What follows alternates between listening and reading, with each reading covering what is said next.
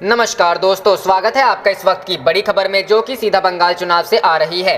भाजपा नेता शुवेंदु अधिकारी ने साधा ममता पर निशाना, कहा बंगाल की बेटी नहीं घुसपैठियों व रोहिंग्याओं की मौसी। दूसरी बड़ी खबर में बताएंगे बंगाल चुनाव, तृणमूल के उठापटक का दौर जारी, सरला मुर्मू के साथ 14 अन्य नेता भी हो सकते हैं भाजपा में शामिल। तीसरी बड़ी खबर में बताएंगे ममता बनर्जी का रिमोट कंट्रोल किसके हाथ में, प्रशांत और अभिषेक का नाम लेकर बीजेपी दीदी पर हमलावर। इसी प्रकार की बड़ी खबरों में आपको ले जाएंगे। लेकिन अगर आप भी मोदी के साथ हैं और अगर आपको लगता है बंगाल में भाजपा की सरकार अब बनने जा रही है और ममता दीदी बुरी तरह हारने वाली हैं, तो आप अभी इस वीडियो को लाइक कीजिए, इस चैनल को सब्सक्राइब कीजिए और घंटी बजाएं और कमेंट में लिखें जय हिंद। रुख करते हैं पहले खबर की तरफ। भाजपा नेता शुवेंदु अधिकारी ने साधा ममता पर निशाना, कहा बंगाल की बेटी नहीं घुसपैठियों व रोहिंग्याओं की मौसी। जी हां दोस्तों, नंदीग्राम से मुख्यमंत्री व तृणमूल कांग्रेस सुप्रीमो ममता बनर्जी के खिलाफ चुनाव लड़ रहे भाजपा नेता शुवेंदु अधिकारी ने उन्हें बंगाल की बेटी के बदले घुसपैठियों व रोहिंग्याओं की मौसी करार दिया है। रविवार को ब्रिगेड रैली में अपने संबोधन में शुवेंदु ने कहा,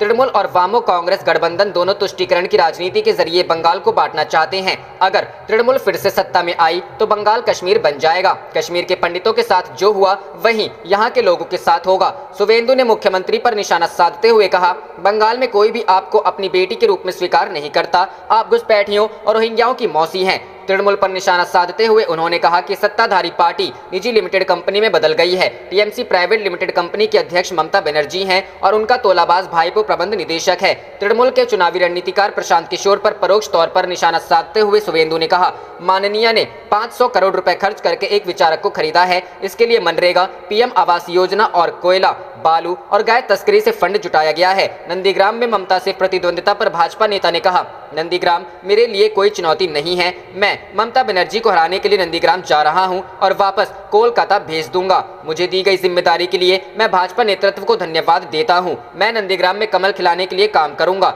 ममता बनर्जी 50,000 से अधिक वोटों से हारने वाली हैं। वहीं बंगाल भाजपा अध्यक्ष दिलीप घोष ने कहा, भाजपा सूबे की 294 विधानसभा सीटों में से 200 जरूर जीतेगी। हमने आज से इसकी तैयारी शुरू नहीं की है, हमने 5 साल पहले ही तैयारी शुरू कर। रुख करते हैं अगली खबर की तरफ। बंगाल चुनाव, तृणमूल में उठापटक का दौर जारी, सरला मुर्मू के साथ 14 अन्य नेता भी हो सकते हैं भाजपा में शामिल। जी हां दोस्तों, बंगाल में विधानसभा चुनाव से पहले सत्तारूढ़ तृणमूल कांग्रेस में उठापटक का दौर जारी है। मालदा जिले की हबीबपुर विधानसभा सीट से टिकट मिलने के बावजूद पार्टी की नेता सरला मुर्मू ने सोमवार को अपने समर्थकों के साथ टीएमसी छोड़ दी है। सरला मुर्मू के आज ही कोलकाता में भाजपा में शामिल होने की पूरी संभावना है। बंगाल में ये पहला मौका है जबकि प्रत्याशी ने टिकट मिलने के बावजूद अपनी पार्टी छोड़ी है। वहीं सरला मुर्मू के अलावा टीएमसी के 14 अन्य नेता, जिनमें मालदा जिला परिषद के अध्यक्ष गौर चंद्र मंडल और टीएमसी के कोऑर्डिनेटर अमलान भादुड़ी शामिल हैं, भाजपा में शामिल होने के लिए तैयार हैं। ये सभी लोग आज ही कोलकाता में भाजपा के चुनाव कार्यालय में आयोजित योगदान मेले में भगवा झंडा थाम सकते हैं। इसके बाद यह भी खबर है कि मालदा जिला परिषद पर भाजपा का कब्जा हो सकता है। इधर सरला मुर्मू के पार्टी छोड़ने के बाद टीएमसी ने प्रदीप बास्के को हबीबपुर विधानसभा सीट से चुनाव मैदान में उतारा है। दरअसल सरला मुर्मू पुराना मालदा विधानसभा सीट से चुनाव लड़ना चाहती थी, लेकिन टीएमसी ने उन्हें इसके बजाय हबीबपुर से टिकट दे दिया, जिसकी वजह से वो नाराज बताई जा रही थी। भाजपा में शामिल मुर्मू टीएमसी के उन पूर्व दिग्गज नेताओं की लिस्ट में शामिल हो जाएंगी जिन्होंने हाल फिलहाल में पार्टी छोड़ी है। सियासत में कोई किसी का सगा नहीं होता, राजनीति में कब क्या हो जाए किसी को पता नहीं। इस बात का ताजा उदाहरण बंगाल में देखने को मिला है। यहाँ तृणमूल कांग्रेस प्रमुख और मुख्यमंत्री ममता बनर्जी को झटका देते हुए सरला मुर्मू ने प्रत्याशी घोषित होने के बावजूद तृणमूल छोड़ दी। बात यह भी है कि ममता ने मालदा के हबीबपुर निर्वाचन क्षेत्र से उनको टिकट भी दे दिया था। सरला मुर्मू हबीबपुर निर्वाचन क्षेत्र से टिकट पाने के बावजूद आज बीजेपी में शामिल हो जाएंगी। टीएमसी ने बयान जारी करके कहा है कि हबीबपुर विधानसभा सीट पर अपना उम्मीदवार बदल रही हैं क्योंकि सरला मुर्मू का स्वास्थ्य खराब है।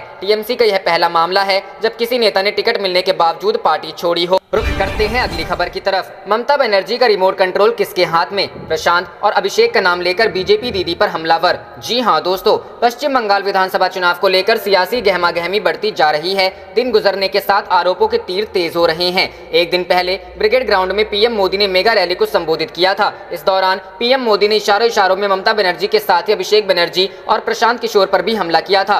पीएम मोदी ने कहा था कि दीदी को गुस्सा आ रहा है क्योंकि उनका रिमोट कंट्रोल अब उनके पास नहीं रहा। पीएम मोदी ने ब्रिगेड परेड ग्राउंड में कहा था, दीदी ए तो राग केनो, दीदी इतनी क्यों नाराज हैं? क्योंकि उनका रिमोट कंट्रोल अब उनके पास नहीं है। पीएम मोदी ने अपने बयान से टीएमसी के चुनावी रणनीतिकार प्रशांत किशोर और ममता बनर्जी के भतीजे अभिषेक बनर्जी को निशाने पर लिया था। पीएम मोदी से लेकर बीजेपी के तमाम नेता बुआ भतीजा के मुद्दे पर सीएम ममता से सवाल पूछ रहे हैं। पीएम मोदी ने यह भी कहा था कि ममता बनर्जी को सिर्फ एक ही भतीजे के लिए मोह है। पश्चिम बंगाल के बाकी भतीजे भतीजियों को सीएम ममता बनर्जी भूल चुकी हैं। टीएमसी में प्रशांत किशोर और अभिषेक बनर्जी को लेकर कई बार आपसी तनातनी दिख चुकी है। इन्हीं दोनों के पार्टी में बढ़ते दखल के चलते सीएम ममता बनर्जी के पुराने सहयोगी शुभेंदु अधिकारी ने टीएमसी को अलविदा कहकर बीजेपी का दामन थाम लिया था। बंगाल में कहा जाता है कि ममता बनर्जी के बाद अभिषेक बनर्जी पार्टी को लीड करने वाले हैं, लिहाजा अभिषेक बनर्जी की इमेज को चमकाने की कोशिश की जा रही है। वहीं प्रशांत किशोर टीएमसी के लिए चुनावी रणनीति बना रहे हैं। साल 2014 में बीजेपी की प्रचंड जीत के पीछे रणनीतिकार प्रशांत किशोर का ही हाथ था। इसी बीच बीजेपी से भी प्रशांत किशोर की दूरी बढ़ी और आज प्रशांत किशोर टीएमसी के लिए रणनीति बनाने में जुटे हैं।